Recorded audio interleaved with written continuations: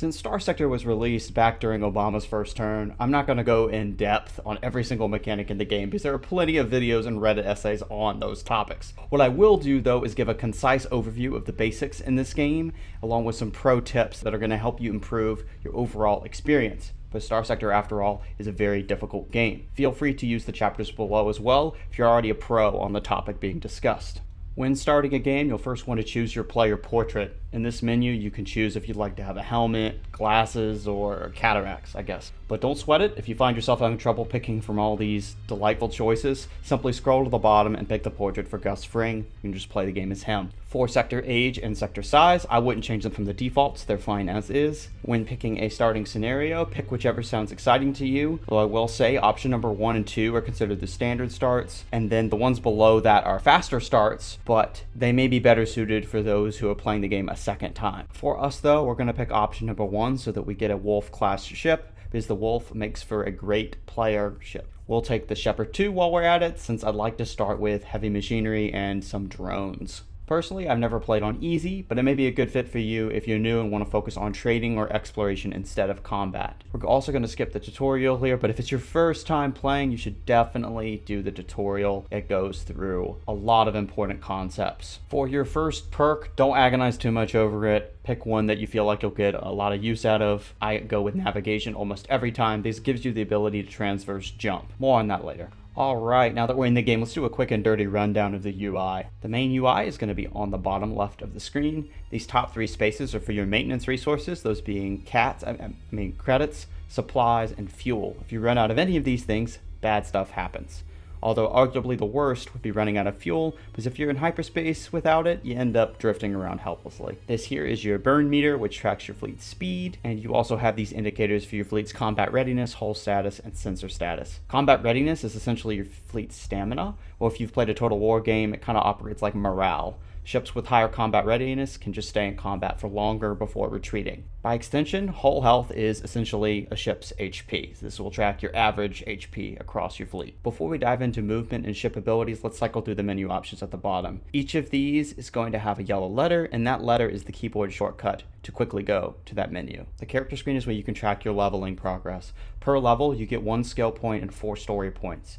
Skill points can be used on the abilities shown below, and story points can be used on one-time upgrades or story choices. Skill points can be respect, while story points are non-refundable. That may make you feel stingy about using story points, since you can't get them back or use them in a different way, but you should spend them when you see good opportunities. Although they are non-refundable, you can keep getting story points past level 15.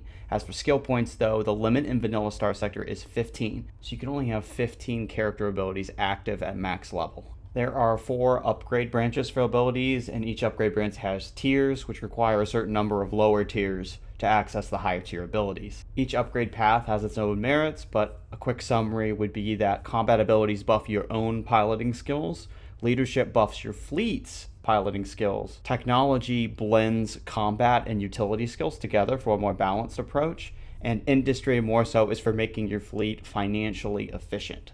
In the fleet tab, you can see each of your ships with several options below them. These options are going to be seeing more info on the ship, scuttling the ship, mothballing it, suspending repairs on it, or refitting it. FYI, scuttle is just a fancy way of saying scrap the ship, and mothballing is just when you remove the crew from a ship in exchange for the ship losing its functionality. So you would scuttle a ship if you need to make room for a new one you've acquired, but don't worry about that. As you can see, we're very poor right now. So we're a long way away from needing to do that. Mothballing is more helpful though, because sometimes you won't have enough crew to pilot all your ships, so you can mothball some to keep others functional. On a related note, you'll see some extra icons popped up on the bottom left. This is your cargo capacity and your crew capacity. Crew are lost during combat when you take hull damage, and if you lose too many, you'll want to mothball ships so that you can keep some up and running. Moving into the refit menu, we have what is perhaps the most exciting yet terrifying screen of the game, because this is where you design each ship's loadout. Fortunately though, you can auto-fit to a pre-made loadout if needed, and if you want to test out how viable a ship is, you can always check in a simulation. Since there are a lot of potential details we could get into on this page, and we're going to be talking more about weapons in the combat section, we're going to keep things rolling and head to the crew and the cargo tab. The crew and cargo tab is pretty straightforward. It's just your inventory. The main shortcuts on this page will be shift clicking so you can pick up individual items. And then if you shift click and drag, you'll get to choose how many of an item to move. To move a full stack all at once, you can hold control and then click on it. Or to move multiple stacks in bulk, you can just hold the Alt key and drag your cursor over the items. Love that one. I wish more games had that option.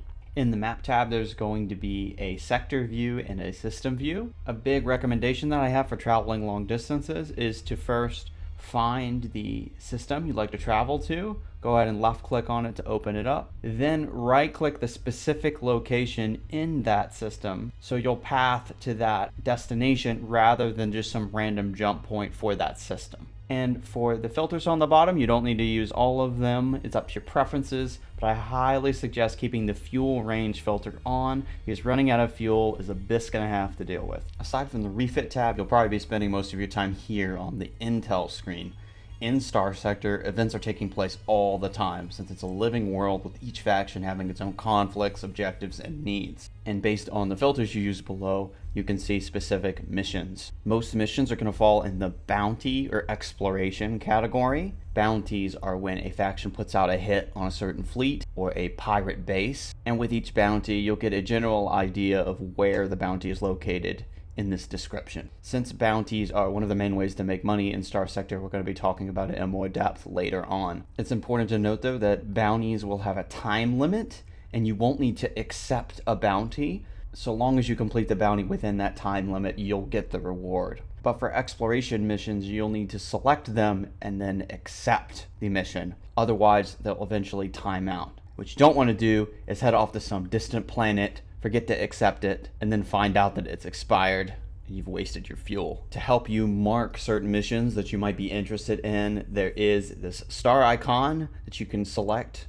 for a mission, and that will put it in your important tab. So most of the time when you open up the intel menu, it's going to be as simple as looking at the new missions to see if any spark your interest, marking them if they do, then moving to your important tab to check what ongoing missions you have, and then prioritize according to what you have going on. Lastly, we have the command tab, which can be used for tracking other facets of the game related to colony management and production. Like I said earlier though, we are very, very poor right now. We are maidenless, we are colonyless, so we don't have any assets or production going on. Moving back to the main navigation screen, let's get moving. Now moving from place to place in Starsector can feel a bit trippy because it's quite unique compared to other games, but hang tight for just a second here. I'll show you what I like to do. If you just hold the left click wherever you want to go, your fleet will naturally head in that direction. What will be delayed is your turning if you change directions quickly. To deal with this, you can slow down and your turn will be much faster. To slow down, you can hold the S key. The same key that you would use when piloting a ship in combat to slow down. Building off of this, what I usually do is I find where I want to go on the map, so I pull up the map tab, I right click on it to lay a course, and then I let autopilot do its thing. Then, if I ever need to deviate from the course, I'll use the left click like before to adjust my path. As soon as I move around the star or the enemy fleet that's in my way, I can then tap A to resume the course I set before. These steps have gotten super comfy for me over time, so just to give another rundown, find where you want to go on the map, lay course using right click, let autopilot do its thing, and if nothing's in your path, then you can just hold shift to speed up time and let things move along. And then let's say, oh no, there's a star in our path and our ship is going to run right into it. Let's left click then to pivot away from the star. And then once we're done with that, we click A and resume course as before. Now, if you think we're moving pretty slow right now, then you'd be right. In most cases, you're going to want sustained burn active so your fleet travels faster. The biggest penalty for using sustained burn is an increased sensor profile, so be sure to turn it off if you're being stealthy. Better yet, if you're truly looking to lower your sensor profile, you can use the Go Dark ability to do that. This makes you hard to detect, and when paired with a nebula cloud or an asteroid belt, it'll be nearly impossible to find. So that I can better show off these abilities in action, let's go find someone who wants to shoot us. The nice thing about having sustained burn up and running is that if you're moving at speed with it, you will outrun most fleets if they're not in your direct path. If you don't have momentum though, and you need to escape a pursuer, you'll want to use the emergency burn ability as soon as possible. Based on the size of the ships in your fleet, there is a cost for using this ability, but in a pinch, it's better to accept the loss if it means you can avoid an unwinnable battle. On the other hand, if you're the aggressor intercepting another fleet, you can use emergency burn as well. However, in many cases, sustained burn is enough provided you use the S key to slow down and redirect your fleet based on the path of the enemy.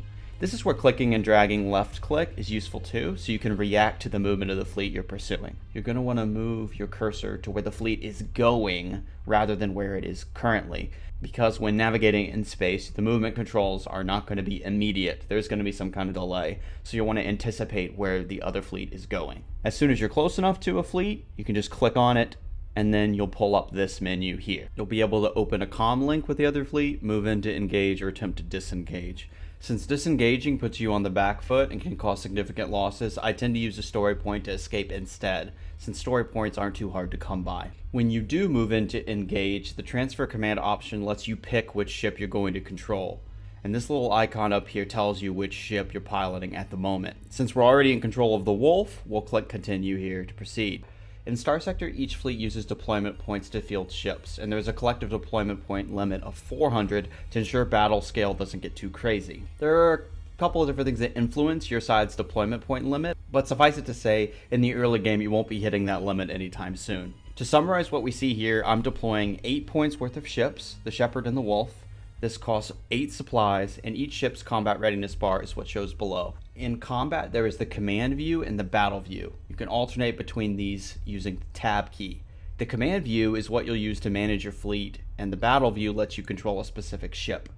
Starsector is quite flexible in letting you either pilot a ship individually or manage ships as a command. Your only limit for giving ships certain objectives is the command point total on the top right. Those will refill slowly as the battle progresses. If you're uncomfortable piloting ships and you prefer to just observe and give commands, then select the U option here to put your ship on autopilot. Just as with the other ships, your ship can be assigned tasks as well. Here, I'm giving our Shepherd the escort task because I don't want it to stray away from me. Once we roll up to some enemies here, we can take a peek at options for them. You can avoid, fighter strike, engage, or eliminate enemy ships. These commands work pretty intuitively based on what they're named.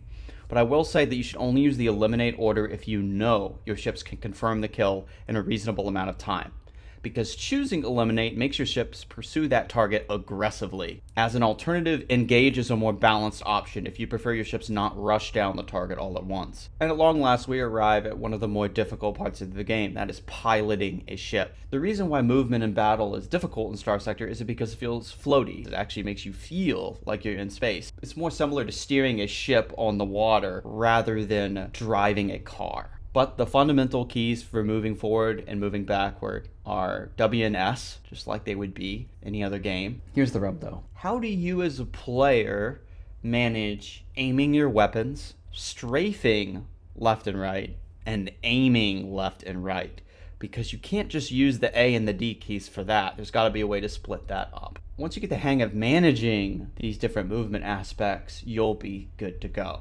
So here I'm going to lay out 2 solutions for these movement challenges. The first is to go into your settings and activate this invert turn keys strafe and make the ship auto cursor turn option. When you do this, this makes turning and aiming super simple, because both will be influenced by where you put your cursor rather than using the A and the D keys. Then A and D can just be used for strafing. It makes things super straightforward when you set it up this way. The other school of thought that you could use is keeping this option off and then instead holding shift down when you're aiming. Then as soon as you want to move back to regular movement controls, where strafing would be with the Q and the E key and moving would be with the A and the D key, you would release shift. If you're unsure which of these 2 approaches is best for you, I'd highly recommend keeping this menu option on, because having your ship's face where you point your cursor it's not bad. It works out in most situations because most ships have forward facing guns anyway. Taking a look at the combat menus, your ship's info will be here, and if you click R on an enemy ship, you can see details on it too. The glowing ship icons let you know if a ship has taken a certain amount of armor damage. When a ship's armor is depleted, damage goes straight to the hull, so you'll want to aim for those regions that have stripped armor when you have a chance. Besides armor HP, ships will have flux and hull bars. Flux functions like mana in Skyrim, since it can be used for shielding or powering attacks. Powering your shields with flux ensures your ships are not taking armor and hull damage. If your ship's armor is stripped down and you take a certain amount of hull damage, then your ship explodes dramatically. The reason why we selected the Wolf earlier is because it's a great starter ship. It has a phase ability, which makes it good at both advancing and pulling back quickly. And as you get familiar with different ships, you'll notice that each has its own ability, shown here on the bottom left, that you can activate using the F key. If the ability has a certain number of charges or a cooldown, it's also going to be visible in this menu section. To give a breakdown of the weapons we're using here, we have a pulse laser, 2 swarmer SRMs, an ion cannon, and a PD laser. The pulse laser is a solid source of damage for a small weapon mount, and then the swarmers are going to be particularly useful once we get a ship's shields overloaded or their flux really high. We'll be able to use those missiles to do a good amount of damage to their armor and their hull. Another good thing about the swarmers is they have good tracking, so we don't have to worry about aiming them too much. We just sort of have to let them fly as soon as we see an opportunity. In this case here, the enemy Wolf has sort of peeled off from the other ship, so we're going to try to take it out, and if not do that, at least do a good amount of damage. If we take a look at, and it's not expected that you would know these things about the weapons off the top of your head, but we see here that it has a mining blaster, annihilator missiles, and a pulse laser. So because it has a pulse laser, its damage is going to be similar to what we do, but the one edge that we do have is they have annihilators, which do not have tracking, and our swarmers do. So if we're able to dodge its annihilator missiles, we should be able to outvalue it over time. And the main thing we're going to be concerned about is if our Shepherd is threatened by the other frigate, because our Shepherd is not going to be fast enough to get away. Go for a risky flux there, because we want to get the kill. We want to get the kill. Now we have a flux advantage. And now we're gonna fire missiles. And look at that.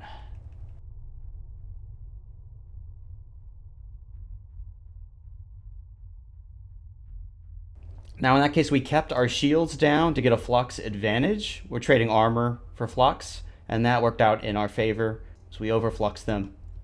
Now this ship is going to be a little bit beefier, should be a little bit beefier, but it's shooting our Shepherd. We can pop our missiles because the shield is low. I think it's front armor, and we can check. Look, we check. We can see its front armor. It's looking pretty dark. That means its front is vulnerable. And we're definitely benefiting from these drones that our Shepherd has. And fortunately, because of how we handled the Wolf, the Shepherd has not been taken out by this is a Wayfarer, I believe. Because a Shepherd will lose a 1v1 with a Wayfarer normally. But now we have a favorable 2-on-1. Love to see it. We can take things pretty slow here because we're going to win eventually. It's 2-on-1. And actually, I'm going to back off here and vent.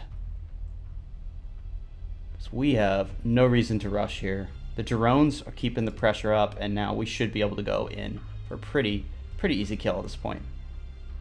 Yep, didn't even need to use our missiles. Yeah, and there we go. After a battle concludes, there is a chance that you'll be able to recover the ships that have been disabled or destroyed. There are going to be regular ship recoveries, which will be, let's go ahead and move to consider ship recovery to see that.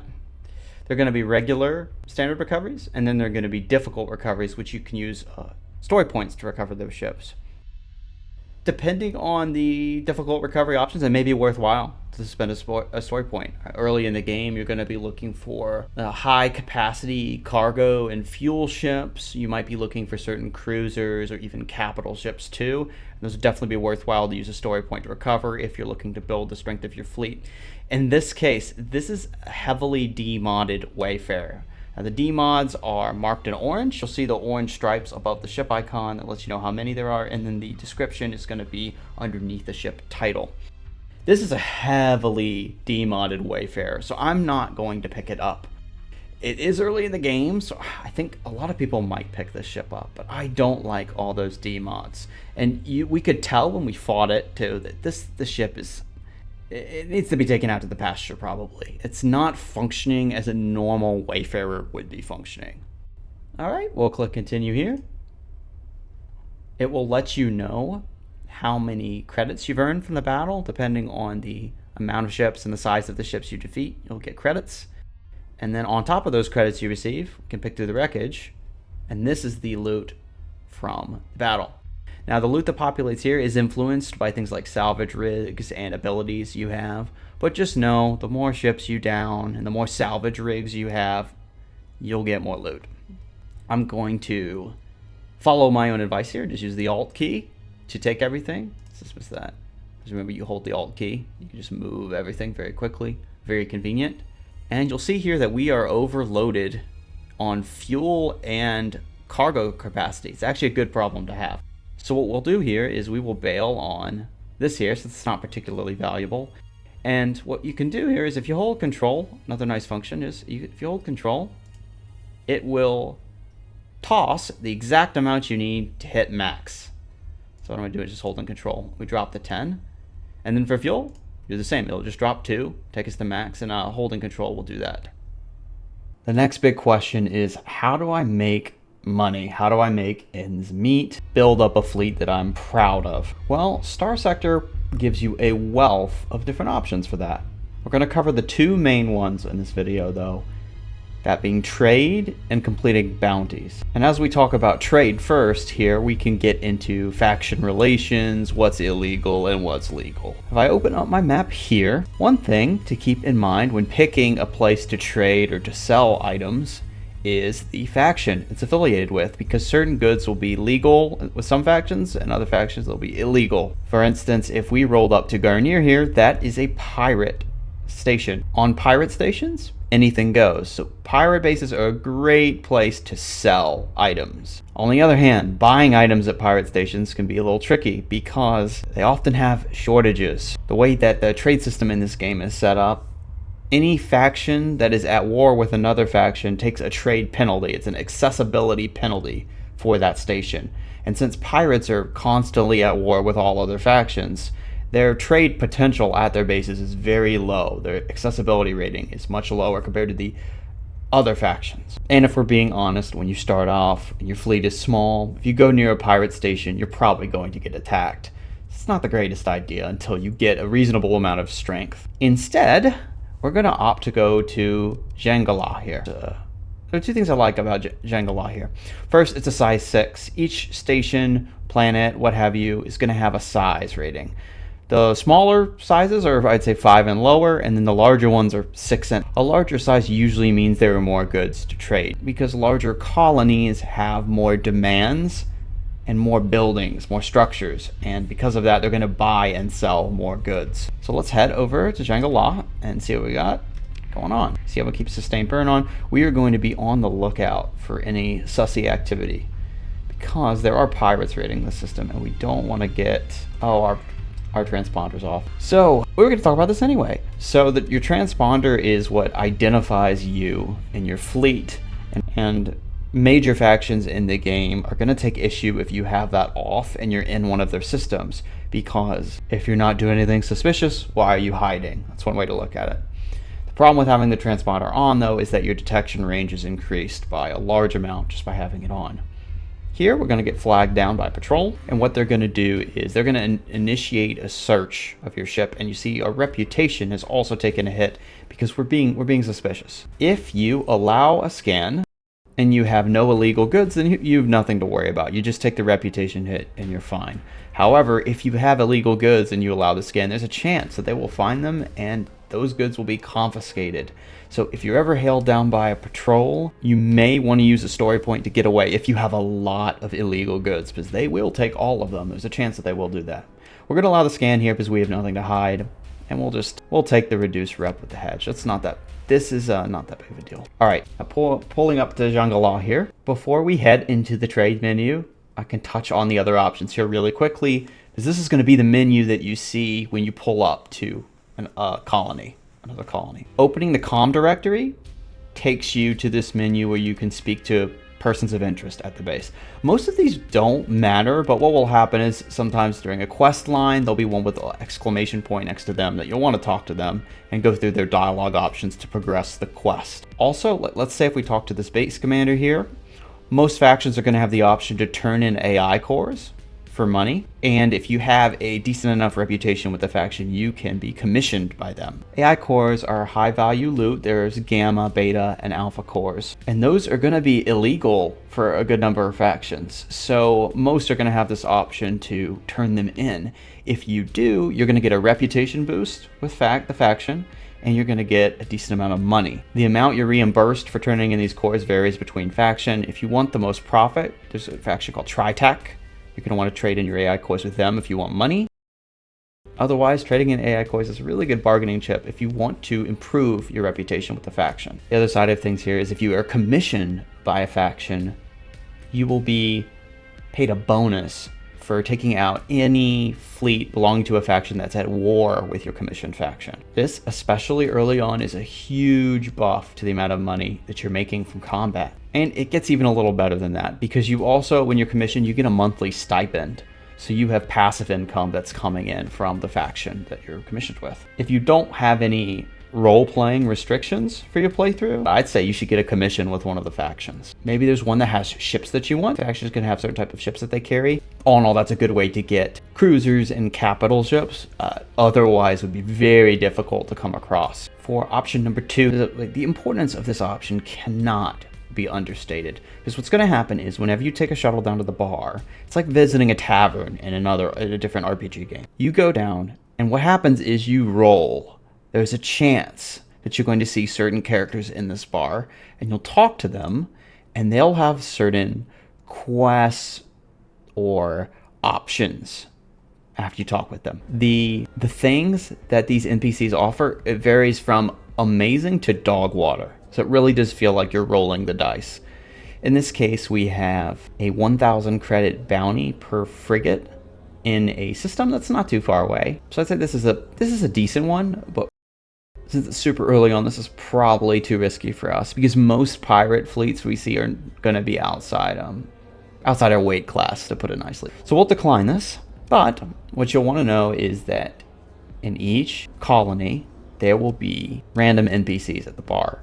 Some of them are going to offer some pretty sick stuff. These could be submitting custom orders for certain weapons, certain ships.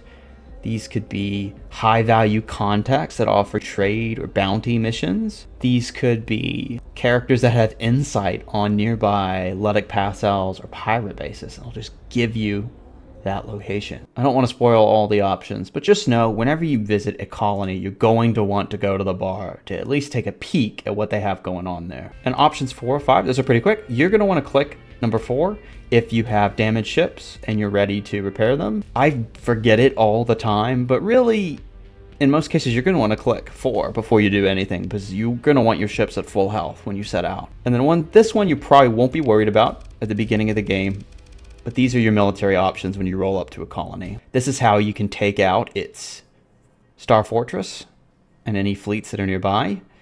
This will be how you launch a raid, and this will be how you perform an orbital bombardment. In the early game, you're not really going to touch these. This comes in the mid and late game when you start looking into certain missions or playing sides in certain conflicts. Having said all that, let's go to the trade screen. When you pull up the trade menu, you can check on the surpluses and deficits a colony has using the colony info button on the top left. Generally speaking, items highlighted in green can be bought at a cheaper price, and items highlighted in red can be sold at a higher price. This little arrow here means that an item is an export. It usually indicates they'll have more of that resource than average. And of course, it's entirely possible for planets to be missing certain resources, but this would only occur if there's no demand for the good. If you ever want to get a sense of the market for an item, you can click on this page here. This table that appears will then show all the producers and consumers for that good. This can be helpful for planning trade routes. For instance, I see that Jungala has a surplus in Marines. We can buy them for 134 a piece. If I go to the Consumers tab, I can click this box here to see who is a deficit. And we have even a same faction deficit in Chickamaustock. And Chickamaustock is right next to where we're at right now. So that's a great trade route. We can see that they will sell for $269 per unit. I think that's almost, what is that?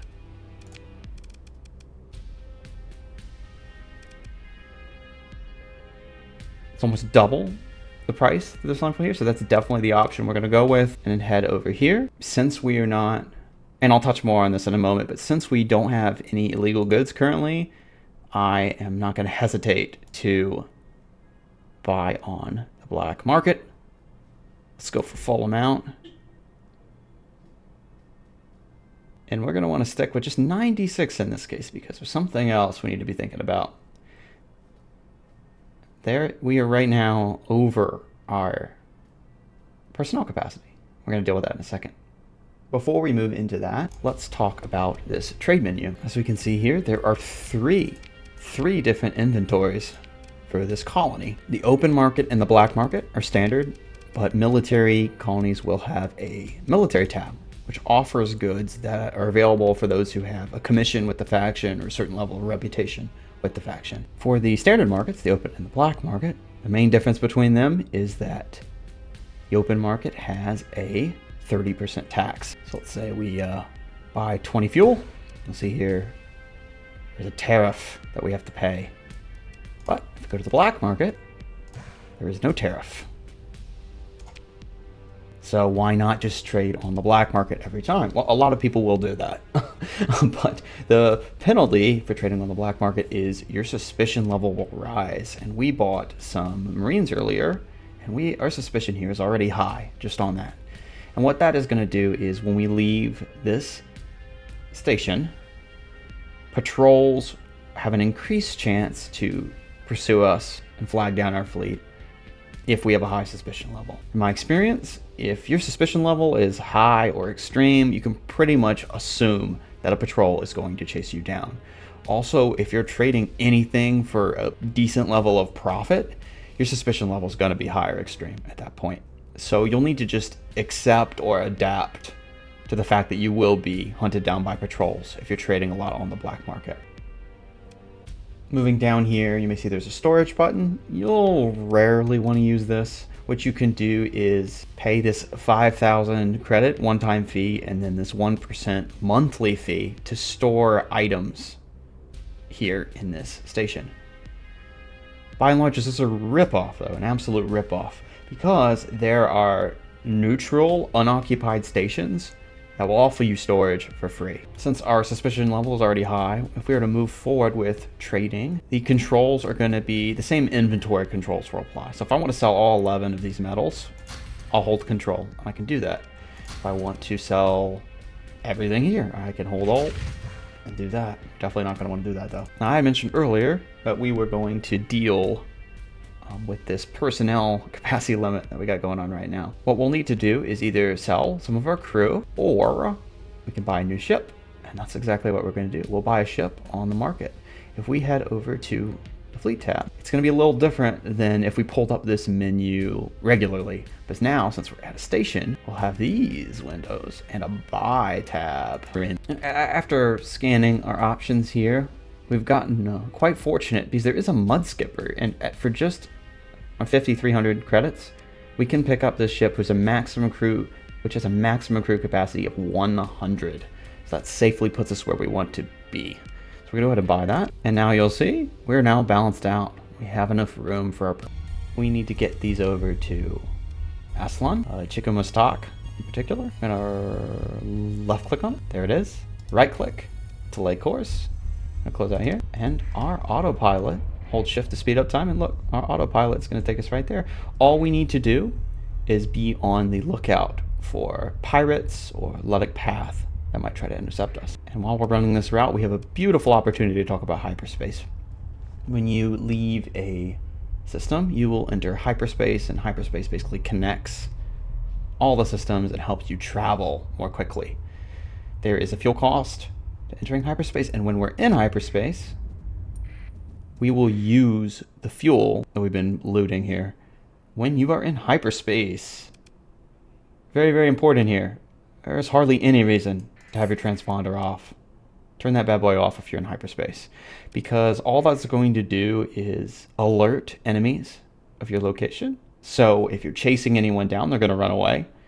And if a fleet is more powerful than yours, it's going to chase you, and it's going to notice you sooner if you have your transponder on. There are no patrols for factions out here that care about you having your transponder off. So you can just leave it off. And just to recap, most of the time I have sustain bird on just to move faster. That's on. That course we laid is going to take us right where we need to go. We have nothing to worry about because now we're back in civilization and we're not hostile with any of the factions in this system. There we go. Go to trade. And we are going to use a black market. Right now we don't have any illegal goods and we need the money badly. So we're going to sell all these. And look at that. So we pretty much close to doubled our money there.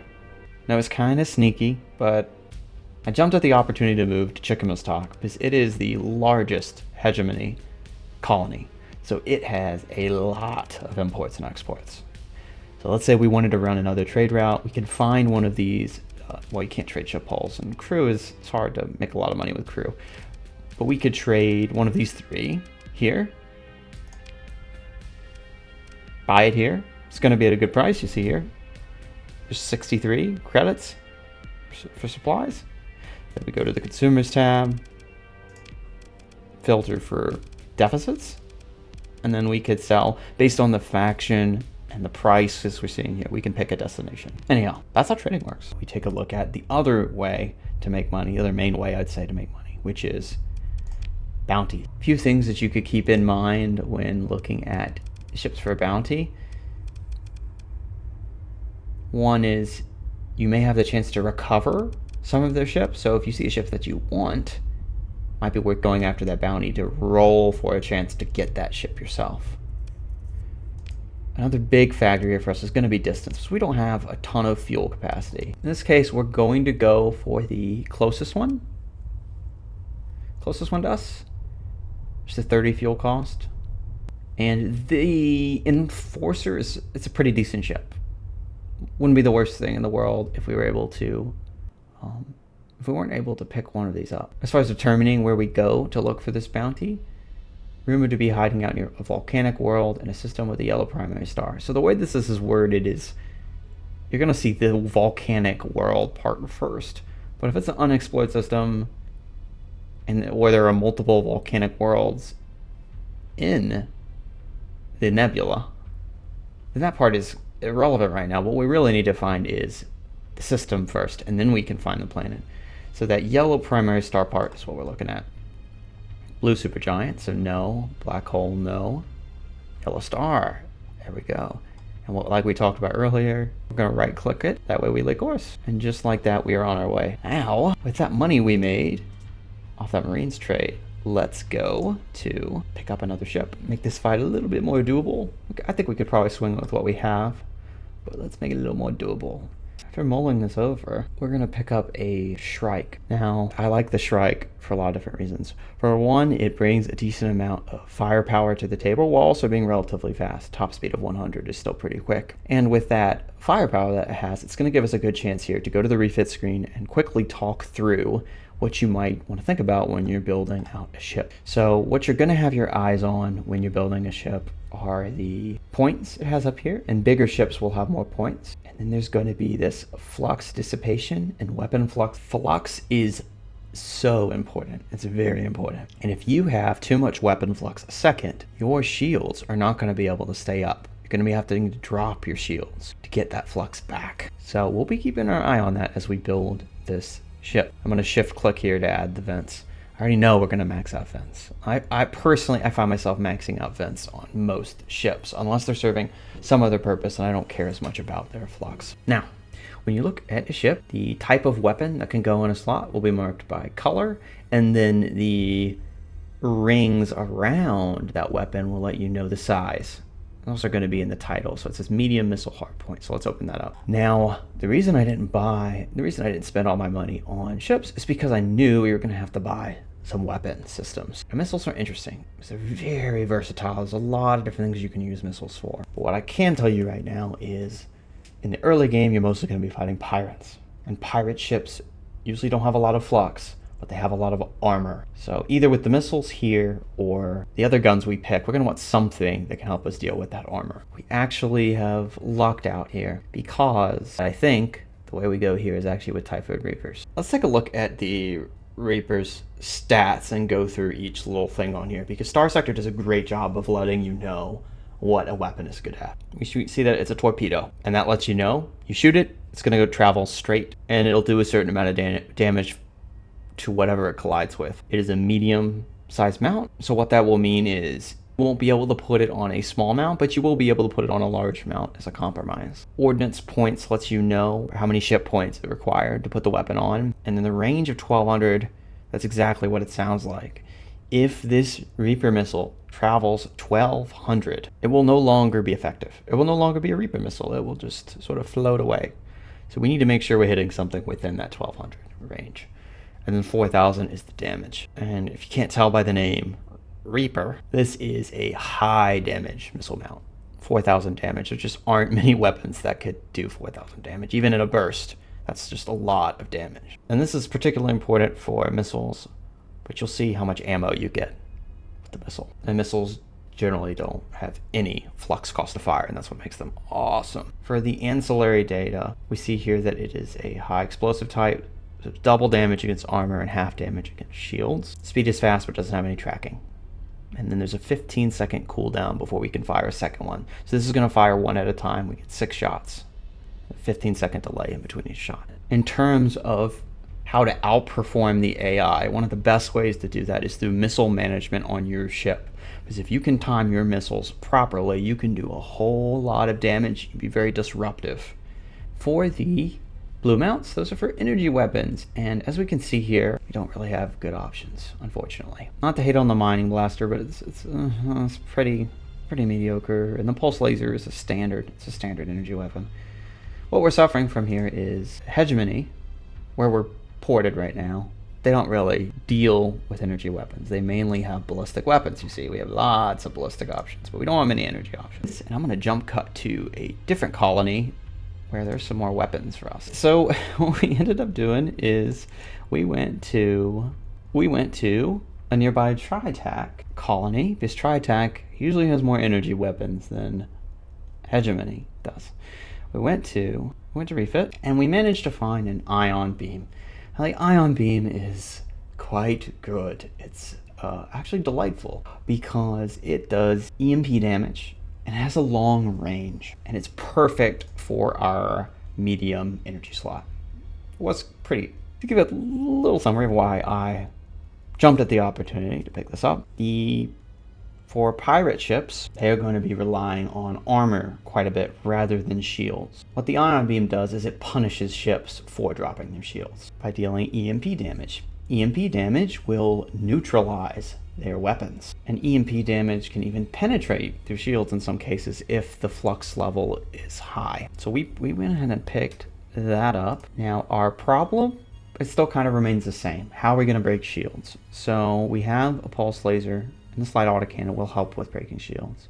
So let's add another pulse laser. We don't need an ion cannon because we already have EMP damage. I don't think we need to double down on that. And then on the back, let's put, I was kind of hoping to go for point defense. Change of plan so that we can have a little bit of pulse, so that we can have a little bit of point defense. We're going to go with the Vulcan and swap that out. I know that's a little cost inefficient. We're going to do it anyway. And then we're going to put on just pulse lasers here. I'm going to auto assign. Let's see here. This is almost what we want, but we're going to move the ion beam backwards. I don't want to really be controlling anything other than the Typhoon Reaper. Perfect. Now the final part of building a ship, once you start loading it up with weapons, is picking how many capacitors, vents you have, and how many capacitors you have, vents you have, and hull mods. When you start out, you're not going to have a lot of hull mod options. For our purposes, we're going to keep it simple. These hull mods are great, and in the later stages of the game, your hull mods are going to be incredibly important. But we're early on here.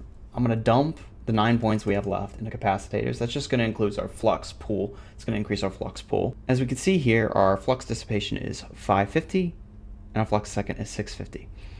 What that's going to mean is it's going to be hard to keep our shields up with our current loadout because we're 100 over. What we could do, since we don't really have much in terms of points, what I'm going to do here is to play it safe. I'm actually going to remove one of these pulse lasers. Now that's a judgment call on my end. I don't like it when my ship is generating more flux than it's burning off. Now we're 20 in the green, but what we'll have to keep in mind is that our flux a second is 105. So if all of our guns are firing and our shield is up, we're technically still going to be generating soft flux. That's all right. Without further ado, let's get into combat. Let's get after this bounty. All right, so we now have arrived at the system where our bounty is at, and we just review. We saw in the description there's a yellow star, so we went to the yellow star system.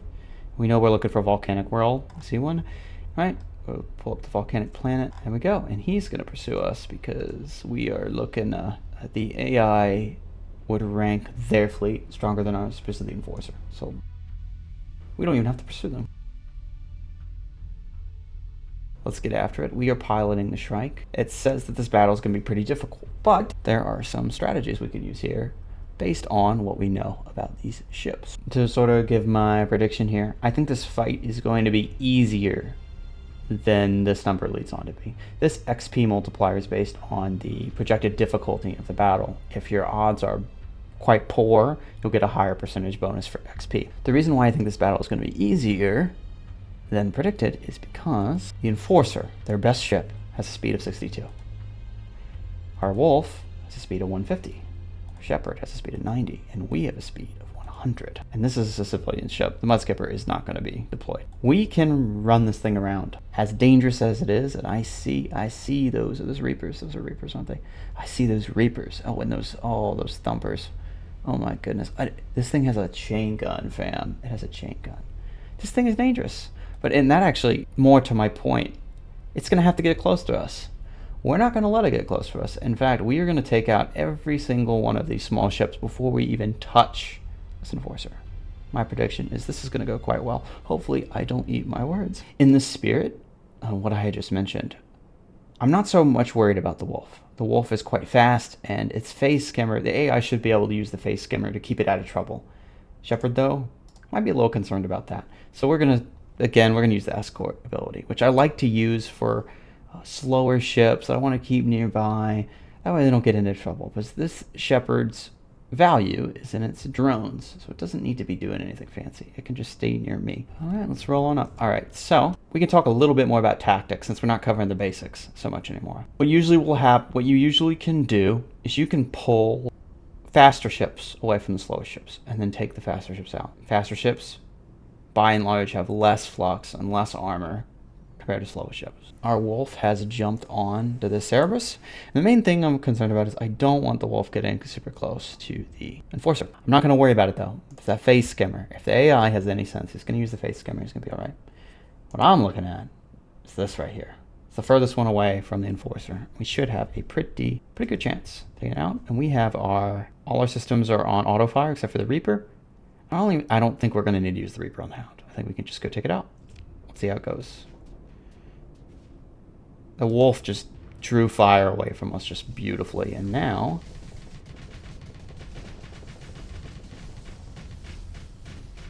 do we need to help our Wolf? Our Wolf had the galaxy brain idea of pulling in like this instead of pulling back, which is questionable.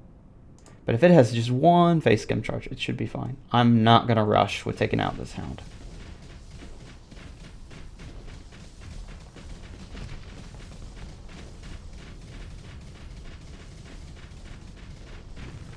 We're going to F into the Hound so we can make sure all our guns are shooting it. And there we go. It's done. Our Wolf looks like it's just doing a great job. And hopefully, let's move on over there. Let's see what we got up here. We have, ooh. I think we're gonna, let's see. We're gonna chase that way. If we push the Cerberus, and there's a couple different things we could do here, but I think if we push the Cerberus, we could try to get the kill, and then if the Enforcer turns around, that will free up our Wolf to take out the Hound. Should be able to do. So let's go for it.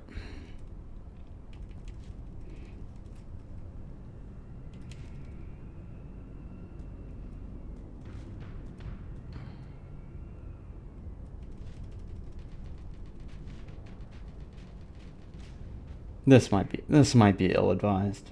I kind of want to take a pot shot. I kind of want to take a pot shot as engines. This is probably not a good idea. We're doing it. He's drifting that way. Let's maybe like right there. Oh, I think we just missed it. Oh, it's close. Oh, we missed.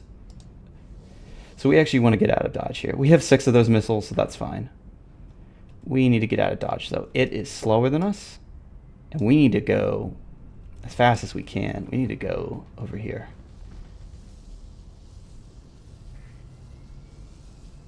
And if it goes for our shepherd, we will have to help out.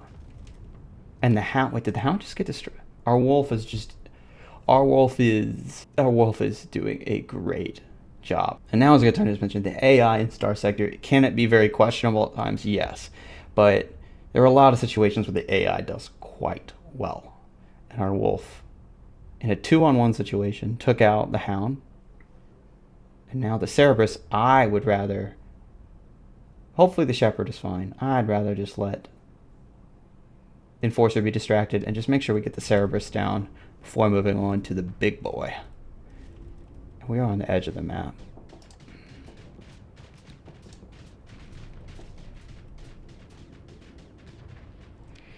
I'm thinking about shooting the Reaper. We don't need it. We don't need it. We don't need it. Alright. You'll see the... Okay. I was looking for a chance to talk about this.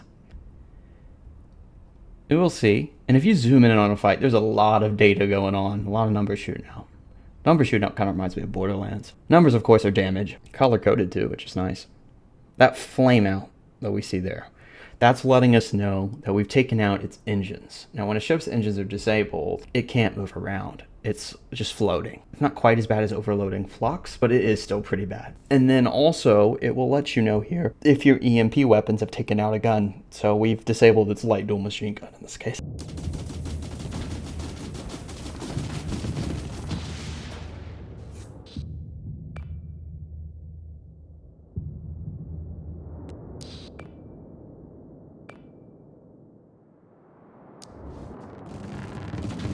Now, I don't know what got into my shepherd here, because it had the escort job. It should have been following me around closely, but it got hung up fighting the enforcer, and instead of flying towards me as fast as it can, it ended up getting in range of this enforcer, which has just nasty weapons. It has a chain gun and Reapers. So it got taken out pretty quickly there. What probably happened is the enforcer used its burn drive to get close and burst it down. And you will see that with a lot of pirates have a lot of pirate ships have a burn drive. You will see that. They will rush you down. So it's unfortunate. But still a 2-on-1, and this thing, if the wolf, especially if the wolf gets too close, it is going to get shredded by this enforcer very, very quickly. So let's see what we can do. What we're going to try to do is stay at a distance with our ion beam. And we got to be careful of that burn drive. So if he gets close, here we go. Its flux is going down. And this is our golden opportunity to use Reapers. There's the burn drive. I'm keeping my shields up. I really shouldn't keep my shields up. There's no reason to. Let's just keep. Our wolf is going to vent. And let's just keep our beam on him so he doesn't drop his shield. Now, I'm waiting for our wolf to make a move. Once our wolf makes a move, like that, we're going to go in here. Now we're going to get our shields up. We're going to drop our Reaper. Overload. Friends, family, Romans, countrymen, we have an overload. So that stunned it for a while. Got some good damage. But we're not going to be able to burst it down in one go because it has a lot of armor. And let's see how we're doing. You see here, enforcers have a lot of armor. So even though we've been absolutely peppering the front of this ship, it's still not down yet. It is getting a little darker. We still got some work to do. What we're going to want to do is still keep our distance. And we're going to watch our wolf.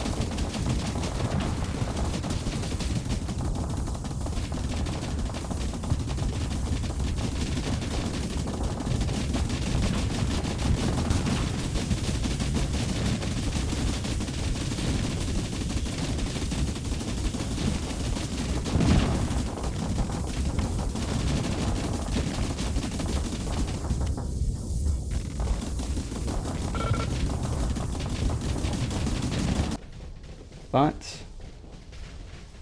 the key is out of options here, and there we go. I definitely underestimated the health the Enforcer had. I totally see why there was that 100% XP bonus. Here's the thing though, if our Shepherd wouldn't have inted, we would have had another source of damage, and those drones would have kept pressure on the Enforcer. So there's that. And unfortunately, we can't pick that Enforcer up. Would have been nice. It would be nice to have a chunkier ship in our fleet. We're just gonna recover this. I really don't care about hounds. All right. We get 1,000 credits for our time. And we get one of those thumpers. And we get that chain gun. Nice. And I see that there are these ships here, and I'm going to loot them.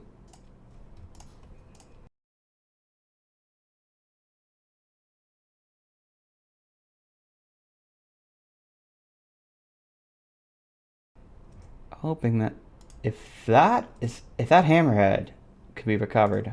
Continuing with the trend of following my own advice, I'm going to click this option. This is a hammerhead with, let's take a look. This is not terrible. It has a top speed reduction, which I don't love. If we use a story point, we get a flux distributor. That's quite a good build-in. This is a good deal. How about that? I need to take recovering ships with story points more seriously. This is great. Just to explain my excitement here. Hammerhead's a good ship. You can even use them late game. They're that good. You can even use them in the late game if you want to. They are just very well-rounded destroyers that can do a lot of damage because they have an accelerated ammo feeder. Now we really just need to focus on safely getting back to civilization. Now let's have a conversation about what you'll be looking to buy once you have a little bit of money. Give you an idea of what you might look for in buying ship. First thing you gotta understand is that there are several different ship types, and they'll be in parentheses after the ship's name. First off, there are going to be these civilian and troop transport ships you're not really going to use in combat, like this Valkyrie, this Nebula, and this Mudskipper. What these will be good for is carrying around crew or marines. And then there's tankers. These are just for carrying fuel. That's their main purpose in life. As a matter of fact, maybe not this go round, but probably the next time I stop by a colony with this fleet, I'd probably look into getting a Phaeton, because the Phaeton is sort of the mid-tier fuel carrier. And then you'll have freighters, and freighters will specialize in carrying cargo. So this Colossus here has a cargo capacity of 900. And just like with the Phaeton, this would be another ship we would potentially be looking to get in the near future, if not right now. The other good mid-tier cargo ship is the Buffalo. So you get 400 instead of 900, but it's a fair bit cheaper. And then there are hybrids, ships that accomplish two different things. The main one is the combat freighter, like the Hound. So with these, you get a cargo capacity of 75, which is higher than what you would get out of a frigate. And you get some combat ability. But with combat freighters, usually what you're going to see is their shields are not top of the line. They'll be outperformed by regular ships in that category. If you go on forums, you'll probably see a lot of hate on combat freighter ships because they're not as good at combat as regular ships in that category, but that is indeed the point. They do a little bit of both. That's their purpose. Early game, even just adding an extra frigate or two, like this Lasher. This Lasher looks quite good. Lasher is, I'd almost say it's a pretty standard frigate. And since I'd say it's a standard frigate, let's take a look at the ship statistics. So we haven't looked at those yet. There's a lot of data here, but not all of it matters all that much. If you want to get a general sense of how powerful a ship is in combat, all you really need to do is look at its deployment points.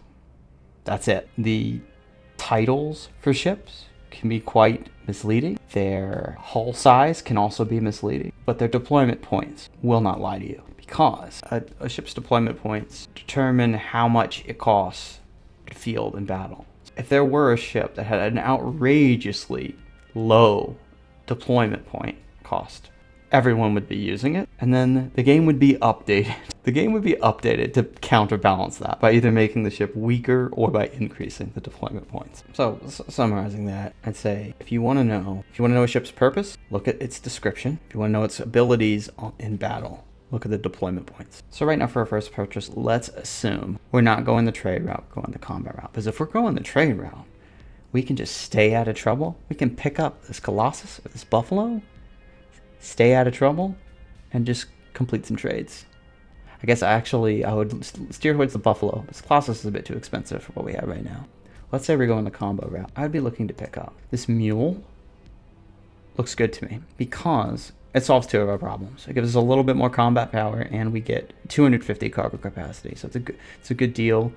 And mules I wouldn't say they retain a lot of value later in the game, but early game they're perfectly fine. And then my combo might be Mule with one of the salvage rigs, because the salvage rigs are going to increase how much you loot. The other way to go about this is rather than going for more of a quality pick, we can instead distribute things, having more of a wolf pack theme, because we have several kites available. Now kites are, and if we look at the deployment points, you'll see it's 2. So we know that this is quite weak. I mean, 2, that's very, very low. However, we don't have any ships competing for our fleet slots. So your fleet has 30 slots. We have no competition for that. So almost in a sense, filling those slots with anything is better than nothing. That's one way to look at it. So we could pick up 3 or 4 kites to increase our combat power and then take them with us into the next bounty. I don't hate the Shepherd pick. Don't hate that at all. I think Shepherds are perfectly fine, given that they're relatively fast, and it's nice to have those drones. It's the final piece of the puzzle here I haven't really talked about is fuel capacity. I think no matter what way we slice it, we would get a Phaeton. Final answer this. I would pick up this Phaeton. That is going to make sure we don't have to worry about our fuel capacity problems for the foreseeable future. Then on top of that, we're going to pass on the salvage rig for now. Instead of getting that, what we're going to do is we are going to get the Shepherd, because Shepherds, they have 100 cargo capacity, so they almost are like a combat freighter. So we're going to pick that up, because those drones are going to be helpful. And then with the 23k we have left, we need to make sure we leave enough money for fuel. For the last purchase, maybe, how about a kite? Yeah. And we're just going to go with these pirate ones. Let's be a little scrappy. Let's pick up some pirate kites. Yes. And there we go. 12k left. We go in here. Get some fuel. Wham bam, thank you ma'am. A much stronger fleet than when we started. Started out with just the Shepherd, the Wolf, and then just, what was that, one? Yeah, just one bounty run. We've got some good fodder, distraction, firepower is much higher now. 2 destroyers. And we could, depending on the bounty, we could perhaps go for a 100k bounty. But yeah, that's how I would do it. If you have made it this far in the video, then great job. I appreciate your viewership. Please let me know in the comment section if there's anything in this video you want me to talk more about, because we did cover a lot of ground. Best of luck playing Starsector, and you can definitely expect more Starsector videos from me this summer. I'll catch up with you later.